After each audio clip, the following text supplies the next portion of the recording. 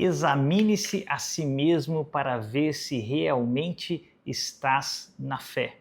Você já fez isso? Você já parou para examinar o seu coração, examinar a sua vida, a sua caminhada, os seus frutos, para ver se de fato você está na fé verdadeira, na fé genuína em Cristo Jesus? Esse é um passo importantíssimo na nossa caminhada de ser feito. E é sobre isso que eu quero falar com você aqui hoje. É um assunto de extrema importância, por isso eu te convido a prestar muita atenção nisso. Esse exercício de se examinar, de verificar se você está na fé, todos nós deveríamos fazer. Quero que você preste muita atenção nesse vídeo. Nós já estamos aqui com o canal há mais ou menos 1 ano e meio. Já foram feitos aqui aproximadamente 100 vídeos, mais de 100 vídeos, e todos eles são vídeos importantes, vídeos valiosos, porque em nossos vídeos aqui eu sempre falo sobre a palavra de Deus, nós sempre abrimos a Bíblia e conversamos sobre os textos bíblicos, então não tem como ter um vídeo aqui que não seja importante. Mas entre todos eles que foram gravados até hoje, essa avaliação, fazer essa autoavaliação é algo de extrema importância e eu peço que você preste muita atenção nos textos bíblicos que nós vamos ler aqui, que falam sobre isso, sobre a necessidade de examinarmos a nós mesmos e vermos se nós estamos na fé. Esse texto que nós vamos falar aqui está lá em 2 Coríntios capítulo 13, versículo 5. E por que esse é um assunto tão importante hoje?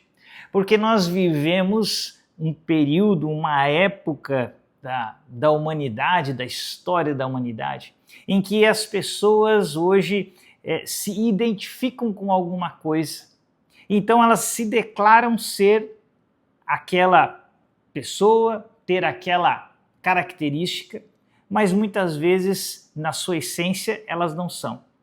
Deixa eu te explicar. Hoje nós temos muitas pessoas no Brasil e no mundo que se declaram cristãos. Elas se identificam como cristãs, mas tudo que elas vivem não é de fato o cristianismo. Isso tem muito a ver com o contexto em que nós nos encontramos hoje. Hoje nós temos algo na sociedade que tem sido muito falado e muito discutido, que são homens, biologicamente homens, cromossomos X, Y, que, no entanto, se identificam como mulheres.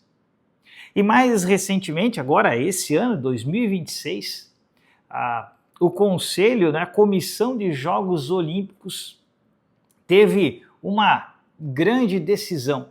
Eles chegaram à conclusão que apenas mulheres vão poder participar das competições femininas. Veja só a que ponto nós chegamos. Eles chegaram à grande decisão de que para você competir nos jogos femininos, você precisa ser uma mulher. Por quê? Porque surgiu nos últimos tempos uma quantidade enorme de homens que se identificam como mulheres e querem participar dos jogos contra as mulheres. Então você pega uma mulher, pega um homem com um corpo totalmente formado, com uma densidade tudo diferente da mulher, e ele vai lá lutar boxe com uma mulher, ou seja, ele vai lá para o ringue espancar elas, vencer, ou para natação e tudo. E a comissão teve que ter essa grande decisão, espetacular decisão, de que, olha, para participar de jogos femininos tem que ser mulher, tem que ter o cromossomo XX. Se tiver o Yzinho lá, então não pode. Veja a que ponto nós chegamos, a que ponto que a nossa sociedade chegou de incoerência, de ter que se fazer reuniões e mais reuniões para deliberar e decidir finalmente que para jogar contra a mulher tem que ser outra mulher para que o jogo seja minimamente justo. E então, dentro dessas coisas que têm acontecido, de pessoas que se identificam com um gênero oposto, sendo que elas não são aquilo, e essa imposição para com a sociedade, nós vivemos algo muito parecido no meio cristão, que são justamente as pessoas que se identificam como cristãos. Eles se apresentam como evangélicos, como cristãos, mas, no entanto, eles não são. Ora, por que esse fenômeno aconteceu de maneira tão grande nos últimos tempos? Porque nós temos os falsos mestres, que, assim como as Escrituras já previa, eles começaram a surgir cada vez mais em maior quantidade.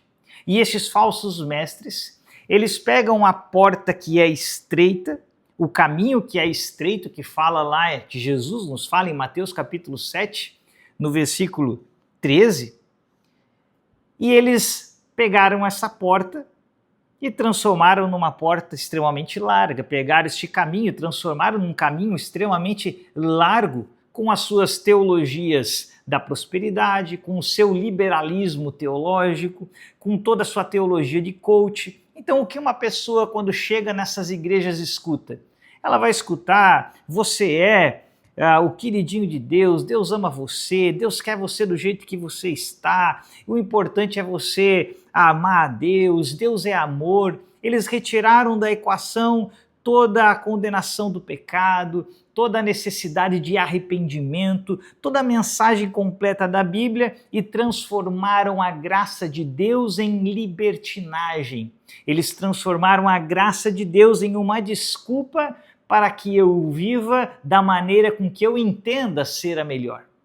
Então as pessoas vão para os cultos e elas não são mais expostas ao que as Sagradas Escrituras ensinam. Elas são expostas a discursos motivacionais, a historinhas da vida desses pastores de grande superação, e enquanto os pastores enriquecem, as suas igrejas permanecem lotadas de pessoas completamente ignorantes da palavra de Deus, sem conhecimento, sem entendimento. E esse é o Brasil e grande parte daqueles que se identificam como cristãos no Brasil e no mundo. E aí, ponto interessante é que você então pega essa turma que está hoje, em grande maioria, frequentando a internet, frequentando os vídeos que estão no YouTube, e eles estão ali com todo o seu desconhecimento teológico, com toda a sua bagagem de teologia liberal, positivismo, teologia coach. E quando de repente eles são expostos a alguma coisa do evangelho que os confronte, eles ficam revoltados. E eu tive essa experiência recentemente com esse grupo de pessoas, com essa massa de pessoas que se identificam como cristãos, e eu queria compartilhar isso com você. Há pouco tempo atrás eu gravei um vídeo sobre a música Tudo é Perda, uma música que está assim sendo muito cantada em todas as igrejas no Brasil. Eu estava preparando aquela canção para ministrar no louvor da igreja e vi a letra, percebi que a letra é uma letra muito profunda, no sentido de a pessoa ali naquela canção ela está declarando que se eu não tenho a ti, eu não tenho nada. Ou seja, ela está declarando coisas muito profundas para Deus, dizendo: olha, Deus, se eu não tenho a ti, nada para mim tem sentido. A minha vida depende completamente de caminhar contigo, de estar contigo. E aquela letra tão profunda, declarações tão fortes, me fizeram pensar em gravar um vídeo. Eu sentei ali, gravei rapidamente um vídeo curto de 13 minutos e lancei na internet, e para minha surpresa o vídeo gerou muitas polêmicas, porque ele tem uma parte ali na música que o cantor chama, ele se refere a Deus como você, né? E ali foi o ponto que mais deu polêmica, mas enfim, o vídeo não é para discutir sobre essa questão.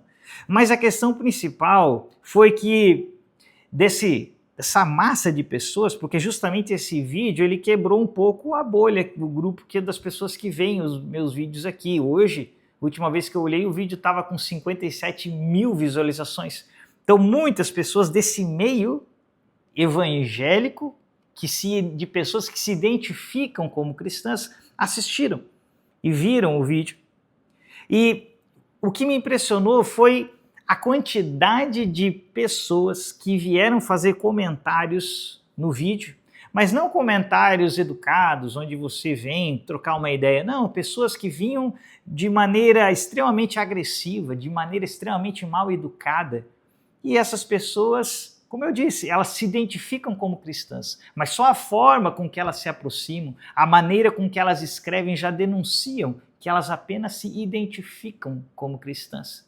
Mas o mais interessante foi que o desafio que eu coloquei no vídeo foi de, poxa, se você realmente está cantando essa música, está declarando que Deus é tudo para você e sem Ele você não consegue viver, o desafio que eu coloquei no vídeo foi o seguinte, olha, então pensa que toda semana que vem, na segunda, terça, quarta, quinta, sexta, você não vai poder ler a palavra, ter comunhão com a igreja e orar. E se isso for tirado de você, o quanto isso afetaria? Foi esse teste simples que eu propus para as pessoas, para que elas pensassem se de fato aquilo que elas estavam cantando era uma realidade nas suas vidas.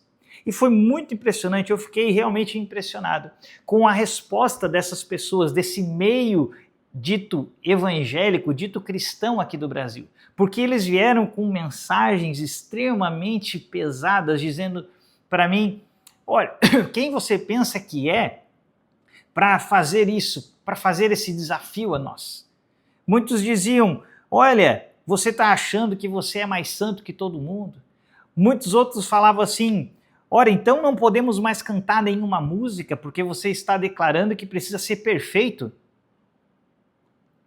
para poder cantar uma música dessa?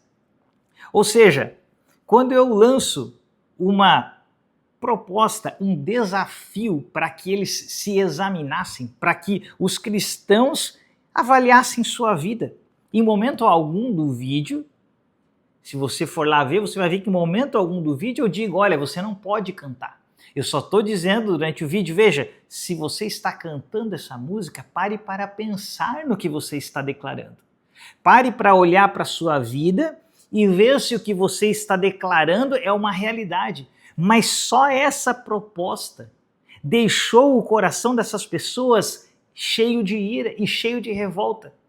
Você sabe por quê? Simplesmente porque é muito doloroso para essas pessoas que se identificam como cristãos, mas quando elas são expostas, confrontadas com a realidade da sua vida, é muito doloroso para elas ver que nada nas suas vidas é compatível com aquilo que elas declaram. E esse exercício de examinar a si mesmo é a proposta mais clara das Escrituras. E é isso que eu quero te convidar a olhar aqui. Começando pelo texto principal, que é 2 Coríntios, capítulo 13, versículo 5.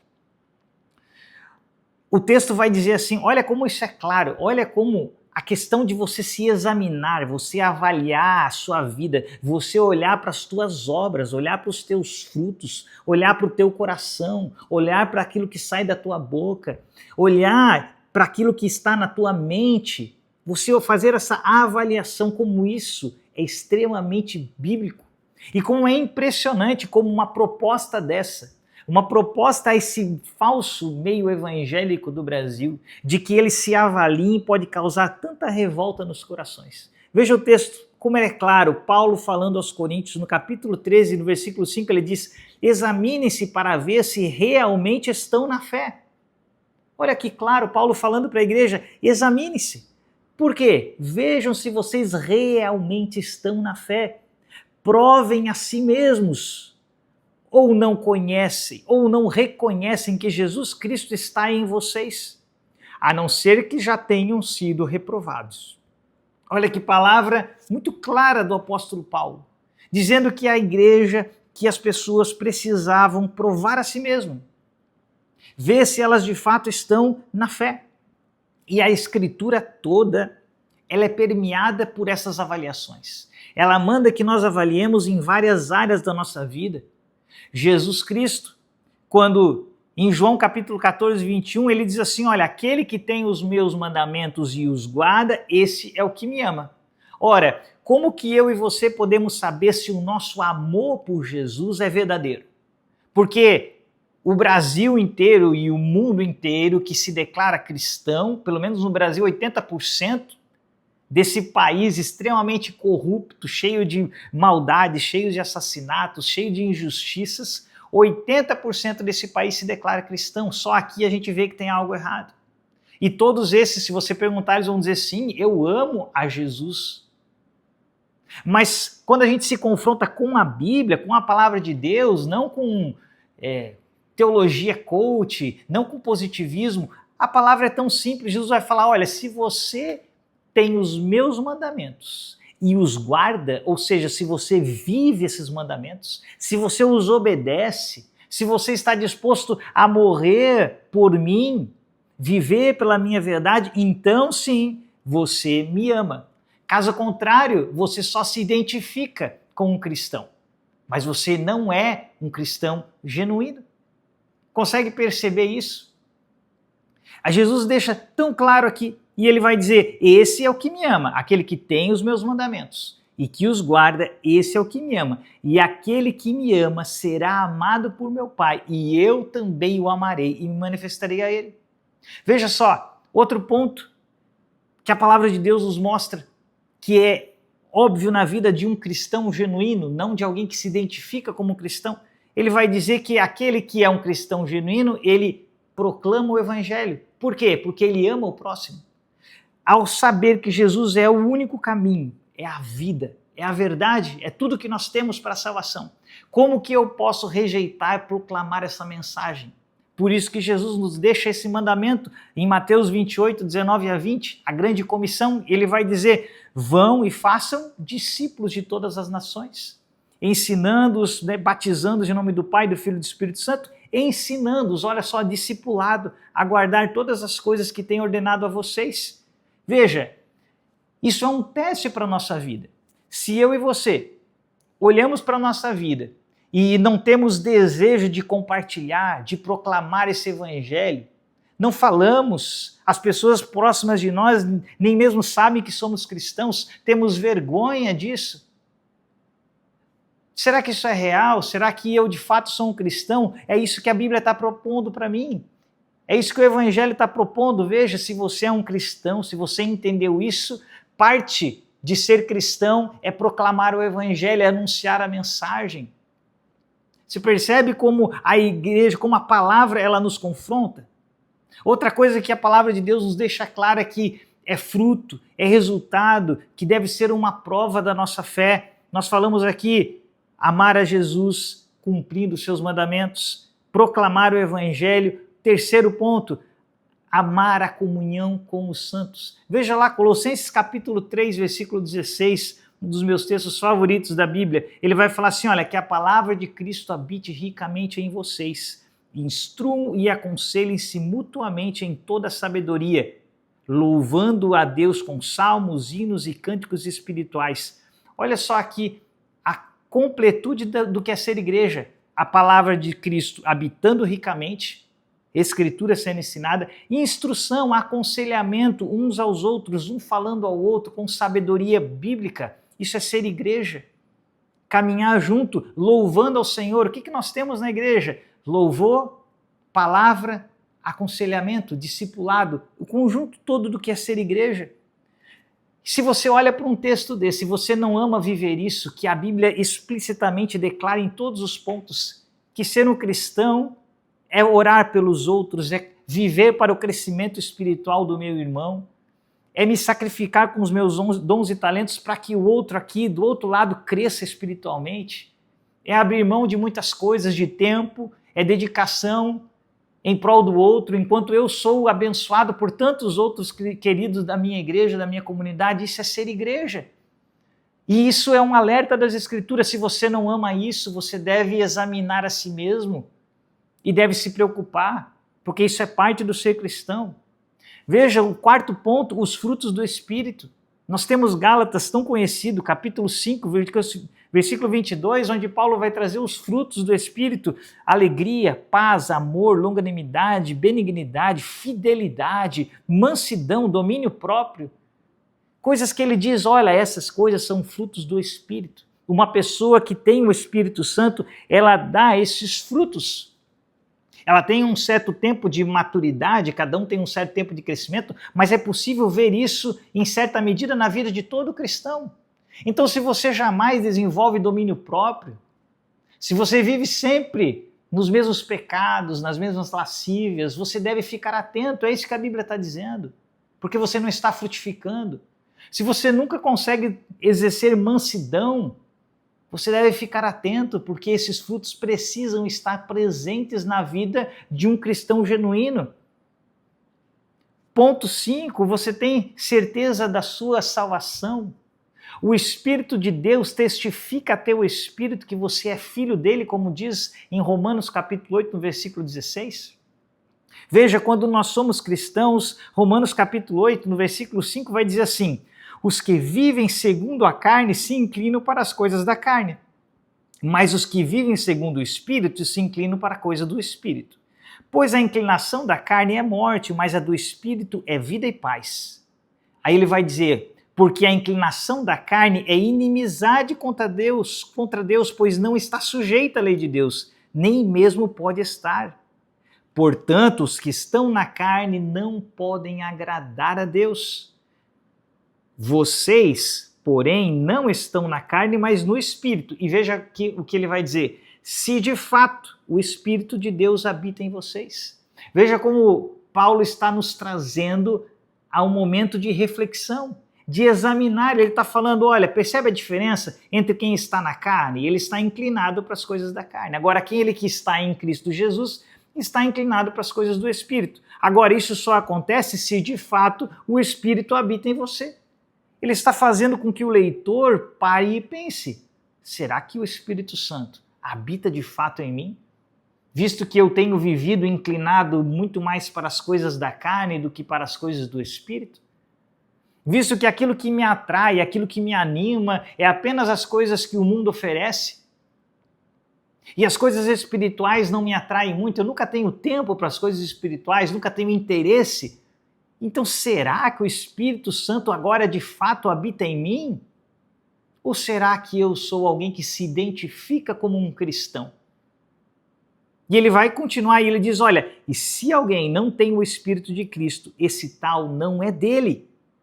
Se você não tem essa inclinação para as coisas do Espírito, se você olha para a sua vida e a sua vida é como qualquer outra pessoa do mundo, com exceção de que você frequenta a igreja no final de semana, então você deve ficar atento, é isso que a Bíblia está dizendo. E ele diz, olha, se porém Cristo está em você, percebe a quantidade de se porém Cristo está em você, o corpo na verdade está morto por causa do pecado. Mas o Espírito é vida por causa da justiça, ou seja, a justiça de Cristo gerou agora a vida em você. E você mais não vive mais como um escravo do pecado. O último ponto, o sexto ponto que a Bíblia nos traz, a oração. Você ora, você ama estar na presença do Senhor teu Deus. Você deseja ser grande aos olhos do mundo ou aos olhos de Deus? O que você tem buscado com maior ênfase na sua vida? A grandeza, os holofotes do mundo ou a grandeza aos olhos de Deus? E a oração é o lugar onde nós revelamos o que de fato importa. O quanto tempo nós gastamos na presença de Deus, na intimidade com Deus, é ali que você manifesta o que de fato você ama. Até mesmo aqueles que vivem num ativismo louco, às vezes em suas igrejas, mas não tem 10 minutos de joelhos dobrados, de presença de Deus, de conhecimento de Deus. É aí um grande alerta das Escrituras, que Jesus nos faz em Mateus capítulo 6, versículos 5 a 6, quando ele diz, olha, e quando orarem, ele não está dizendo se orarem, é quando orarem, porque isso é algo da vida de todo cristão. Não seja como os hipócritas que gostam de orar em pé nas sinagogas e nos cantos das praças para serem vistos. Mas ele diz assim, mas ao orar, entre no seu quarto e fechada a porta, ore ao seu pai que está em secreto. E o seu pai que vê em secreto lhe dará a recompensa.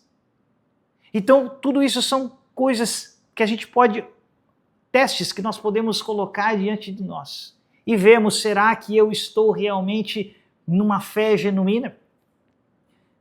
Realmente a minha fé é verdadeira, o meu cristianismo é verdadeiro, ou eu só tenho me identificado com os cristãos? Porque a graça, essa lista que nós vimos aqui, a graça não é uma desculpa para uma vida sem frutos. Nós somos salvos pela graça. Isso não vem de nós, é dom de Deus. Até mesmo a fé que nós temos veio dele. Mas isso jamais é desculpa para uma vida sem frutos, porque é a mesma palavra que diz que eu sou salvo pela graça. Ela vai dizer que esse mesmo Deus que me salvou, ele já tem obras preparadas para mim. Ele já tem uma vida de santificação preparada para mim nele. Ele me salva, ele me elege, ele me chama justamente para ser a imagem do seu filho. Esse é o propósito. E se eu não estou vendo Jesus sendo formado em mim através de todas essas coisas, é porque a minha fé é falsa. Tiago vai dizer sobre a fé que é morta. A fé sem obras, ela é morta, ela não existe, ela não é real. Ela é só a imaginação de alguém que se identifica como um cristão.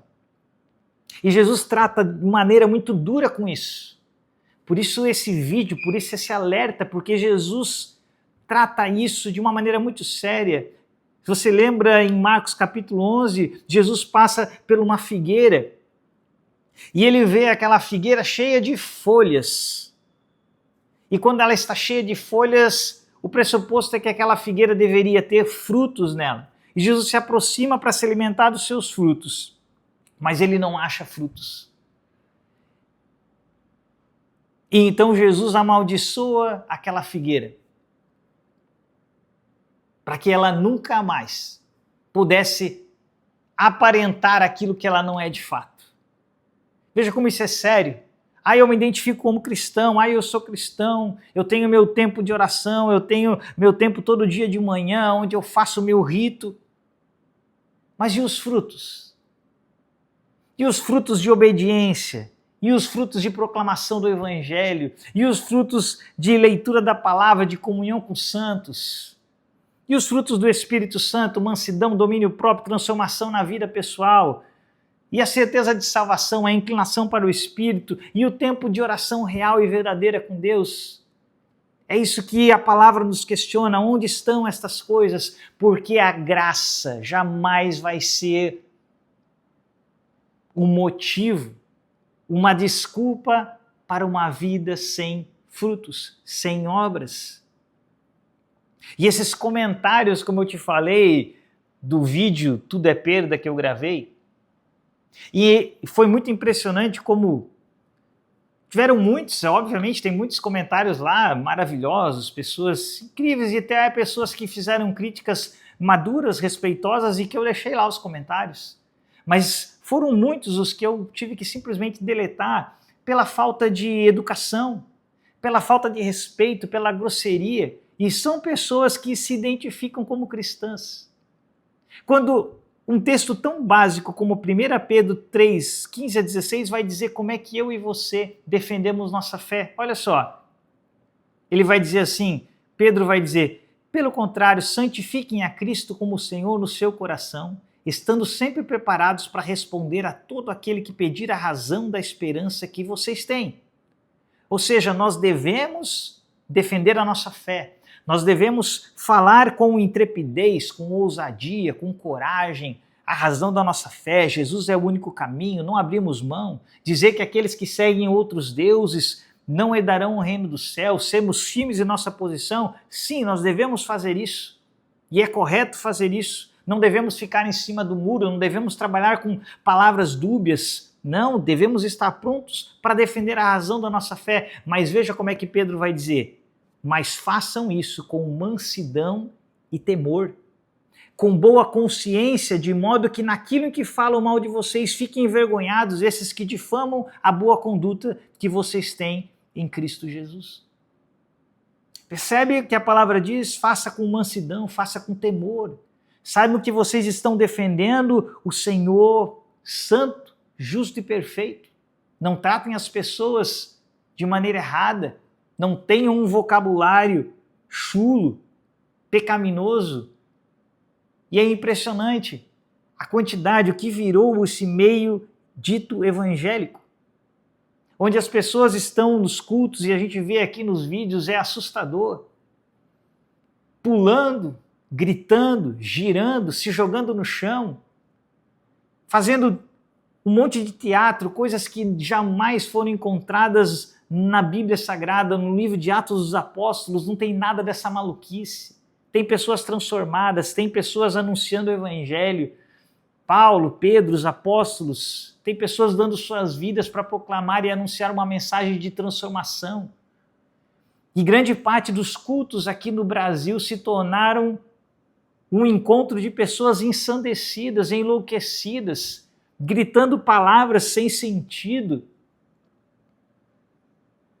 E uma multidão de pessoas pensando que isso é evangelho.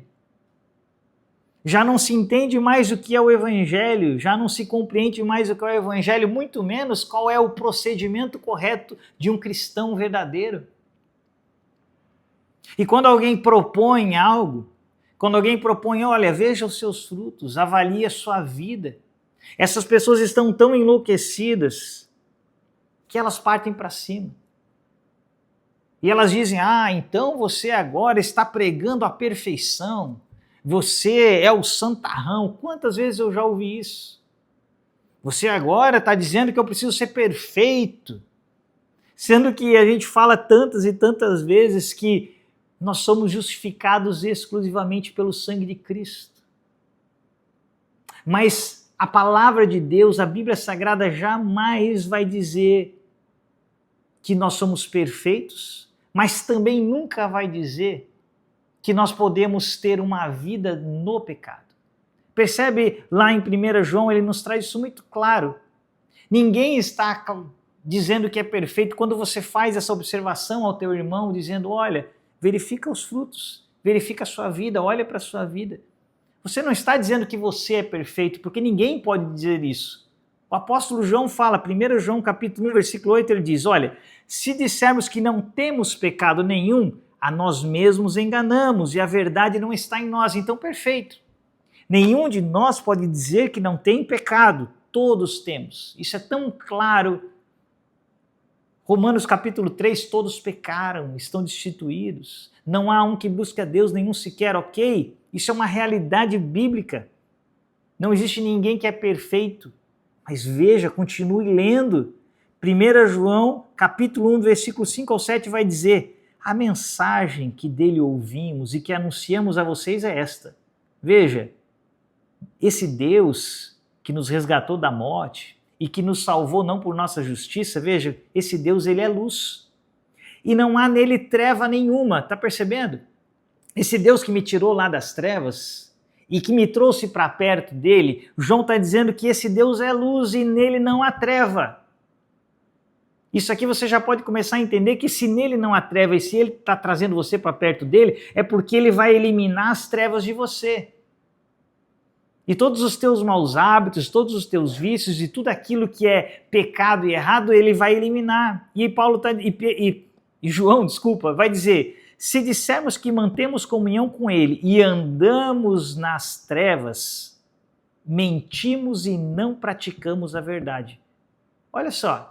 Lá no início ele estava dizendo que não tem ninguém que não tenha pecado, mas agora ele está falando aqui, olha, se eu disser que eu mantenho comunhão com Deus, ou seja, se eu disser que eu sou um cristão no caminho da santificação e eu ando nas trevas, então eu minto e não pratico a verdade.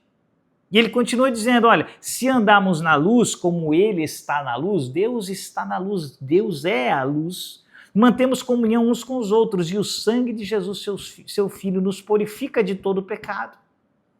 E ele vai dizer lá na frente, no capítulo 3, no versículo 6, ele fala aqui, todo aquele que permanece nele, ou seja, todo aquele que é tirado das trevas, é tirado da sua posição de pecado em Adão, porque nós todos caímos em Adão, e aquele que permanece em Adão permanece condenado. Mas ele diz, olha, todo aquele que permanece agora nele, em Cristo Jesus, que nós somos tirados dessa posição e fomos colocados em Cristo. O cristão genuíno é esse processo. Tirado das trevas, trazido para a luz. E ele vai dizer, aquele que permanece em Cristo, preste atenção nesse texto, não vive pecando. não vive pecando. O que isso quer dizer? Não vive na prática do pecado. Não tem o pecado como algo rotineiro. O pecado na vida de um cristão genuíno é um acidente de percurso. Não é todo dia, não é toda hora. Não vive na prática do pecado. Percebe como o texto é claro? E ele diz: todo aquele que vive pecando não o viu, não teve um encontro genuíno. Aí diz assim, ó, nem o conheceu. Então, se você não é capaz de identificar os frutos do Espírito, amor pelo próximo, comunhão com os santos, obediência dos mandamentos, leitura da palavra, oração, se você não consegue identificar nada disso, o que o João está dizendo, olha, você não o viu e você ainda não o conhece. Clame por misericórdia, peça a misericórdia do Senhor, porque nós precisamos ver estas coisas na nossa vida. E uma das coisas que, quando a gente toca nesse tipo de assunto, que as pessoas mais vão dizer, que as pessoas amam dizer hoje em dia, é a grande palavra que as pessoas dizem hoje, né? Não julgue. Quem é você para me julgar? E ainda citam a Bíblia, pegam Mateus capítulo 7 e dizem, Jesus falou, não julguem. Mas olha, qual que é a grande dificuldade das pessoas só conhecerem hoje versículos esparsos, não conhecerem nem mesmo o contexto do texto? Esse capítulo 7, onde Jesus diz não julguem, veja só o que está no versículo 5. Ele vai dizer, hipócrita, tire primeiro a viga do seu olho e então você verá claramente para tirar o cisco do olho do seu irmão. Olha só que claro que ficou o texto. Jesus está ensinando que em hipótese alguma eu vou julgar? Não. Jesus está dizendo assim, olha, você que é neófito, você que começou agora, primeiro trabalhe a sua santificação. A Bíblia toda fala sobre o processo de santificação, de crescer no conhecimento, de ir se aproximando da luz e as nossas mazelas, os nossos pecados sendo dissipados e sarados e transformados pelo Evangelho. E nesse processo de santificação, você vai amadurecendo, você vai crescendo, o Espírito Santo vai tomando conta, você vai cada vez mais se inclinando mais para as coisas do Espírito. Esse é o processo de tirar a viga do seu olho. E aí Jesus diz, e então, depois desse processo de transformação, você vai ver claramente. Mas o nosso cristianismo se tornou tão pequeno que nós não entendemos mais que há um processo de santificação, de transformação, que é possível que a nossa mente seja purificada e que o nosso anseio não sejam mais as coisas do mundo, mas as coisas de Deus, e que nós encontremos deleite na palavra de Deus, que seja a nossa maior alegria.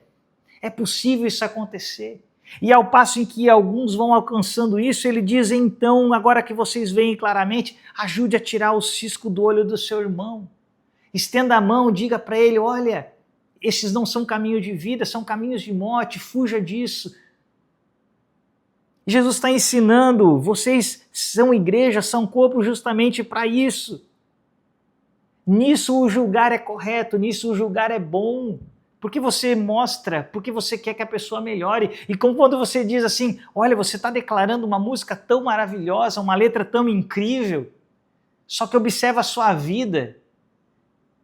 Por que isso tudo tem que a ver com farisaísmo, com arrogância, com dizer que ninguém pode cantar aquela música? Percebe o absurdo que nós chegamos, que os cristãos nominais de hoje chegaram? O quão distantes da palavra de Deus, do entendimento da Bíblia? Mas justamente porque nós aprendemos que não podemos julgar, e está cheio de falsos mestres, de lobos em pele de ovelha nos púlpitos. E Jesus diz tão claramente aqui no capítulo 7, no versículo 15, olha o que Jesus diz, cuidado com os falsos profetas. Eles vêm a vocês vestidos de pele de ovelha, mas por dentro eles são lobos devoradores. E Jesus vai ensinar a reconhecer esses homens, esses perversos. Ele diz, olha, vocês os reconhecerão por seus frutos. Pode alguém colher? Jesus vai falar, né, tipos de árvores. Se é uma árvore, né, uma macieira vai dar maçã, não tem como ser diferente. E aí Jesus vai dizer assim, pelos seus frutos vocês os reconhecerão. Jesus está ensinando as pessoas a julgarem os líderes. E nós estamos com as igrejas repletas de pessoas que dizem, não, jamais eu posso avaliar o comportamento do pastor.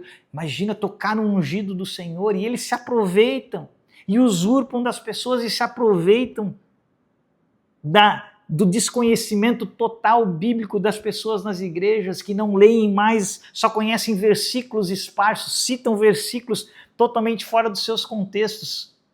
A que ponto que a igreja brasileira chegou? De entrar num culto, a pessoa só escuta griteiro, escuta profecias perdidas, línguas estranhas, gente caindo pelo chão, não escuta uma palavra da Bíblia, não tem um real conhecimento das Escrituras. E a pessoa vai para casa, não foi transformada, só teve uma catarse emocional. E mesmo assim não sai da igreja, não questiona as finanças, não questiona nada que o pastor faz, porque tem medo de tocar no ungido. E a Bíblia, Jesus claramente diz, ei, cuidado, está cheio de falso profeta. Está cheio de gente tentando devorar vocês, observe no fruto. Jesus está dizendo tão claramente, olha a vida dele, veja como ele trata a esposa, veja os seus filhos, observa a família, observa como ele gerencia a igreja, observa como as finanças são tratadas, a clareza das coisas, veja os frutos. Jesus ensinando tão claramente. Percebe como a Bíblia, do início ao fim, ela diz, examine-se a si mesmo. E não só isso, examine o próximo, examine os líderes, examine a igreja, avalie o meio. As Escrituras nos fazem essa advertência, porque nós devemos buscar um evangelho, uma fé genuína. É isso que nós temos que buscar, sem medo. Devemos nos expor às Escrituras Sagradas todos os dias. Não existe evangelho sem ser exposto às Escrituras todos os dias. Permitir que ela nos sonde e nos transforme. Eu quero deixar para ti esse texto aqui para encerrarmos, o Salmo 139, versículo 23 a 24, onde o salmista faz essa oração tão necessária. E ele vai dizer, sonda-me, ó Deus, e conhece o meu coração. Prova-me e conhece os meus pensamentos. Vê se há em mim algum caminho mau e guia-me pelo caminho eterno. Veja, que nós paremos de ter medo de olhar para nós mesmos, para a nossa vida, para a nossa agenda. Às vezes vai ser dolorido olhar para a nossa agenda da semana e ver que nessa agenda eu só tenho tempo para mim mesmo. E lá no final de semana eu levanto as mãos no culto e declaro, Senhor, tudo é teu, eu sou teu, sem ti eu não vivo. Tu és tudo para mim, mas na segunda-feira a minha agenda é minha. Na terça-feira a agenda é minha, na quarta, na quinta, na sexta, no sábado, eu não tenho tempo, até mesmo no domingo, a agenda inteira é minha. E faltando meia hora para ir para o culto, a gente se arruma rapidinho, vai na igreja, acabou o culto, volta para casa. Porque a única agenda que pertence a Deus é aquela 1h30 do culto. Vai doer às vezes você perceber que a tua mente, que a tua vida não é compatível com aquilo que nós declaramos. E de que às vezes nós nos tornamos parte desse sistema nojento que virou o Brasil em muitos lugares do mundo, onde as pessoas se identificam como cristãs, mas não são cristãs. O grande detalhe disso, querido, é que o Senhor reconhece aqueles que são seus. E nós podemos enganar a muitos, nós podemos enganar a todos aqui nessa terra, mas jamais enganaremos o Cristo. Porque nesse mesmo capítulo 7 que nós estávamos lendo, Jesus vai declarar no versículo 21, olha, nem todo aquele que me diz Senhor, Senhor, entrará no reino dos céus, mas apenas aquele que faz a vontade do meu Pai. Ou seja, não adianta você se identificar como cristão. Não adianta você se declarar um cristão e dizer que participa de tal igreja. O que Jesus olha é quem de fato você é. O que a tua vida declara a respeito de quem você de fato é. Palavra dura, mas é a palavra do Evangelho. e que ela possa despertar nossos corações, que ela possa despertar a sua vida.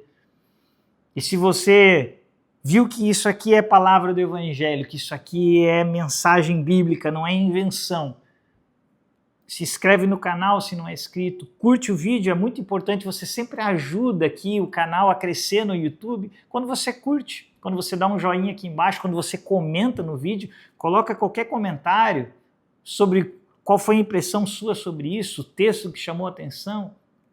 E tudo isso abençoa o canal e tudo isso faz com que mais pessoas possam ouvir o verdadeiro Evangelho. Tanta gente espalhando loucuras e insanidades pelo YouTube, pela internet, e que cada um de nós possa fazer sua parte, eu e você, para que a verdade do Evangelho seja levada a mais pessoas. Que o Senhor te abençoe, que o Senhor te guarde. Até o nosso próximo vídeo.